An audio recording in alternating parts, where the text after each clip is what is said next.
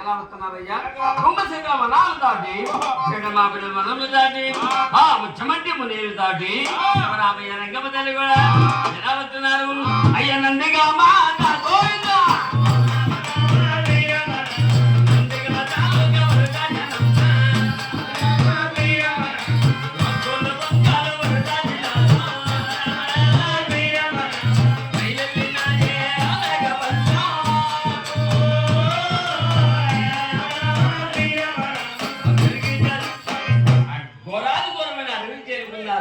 అమ్మయ్యా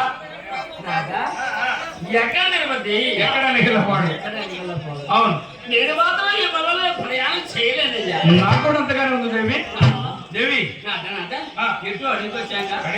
ఆయన చక్కగా చెట్టు చూసుకొని చెట్టు కింద కొండ పిలుచుకొని చక్కగా ఫోన్ చేసుకొని తీసుకోపోతాం అలాగనే మన జీతకాలంలో చెట్టు చూడమని చెప్పు అయ్యా మన బల్లందు అందమైన వృక్షాన్ని చూడండిరా ఏంటంటే అడవిలో చెట్ట అంటే మనం ఇప్పుడే చూస్తాం అరే ఇంకా శివరామయ్య గారు ఏం చెప్పాడు ఒక పెద్ద చెట్టును చూడమన్నాడు మన 5 నాగపల్లక నీడ దొరికేటటువంటి చెట్టు కావాలి నేను కూడా అదే అంటుంది మరి నా సంగతి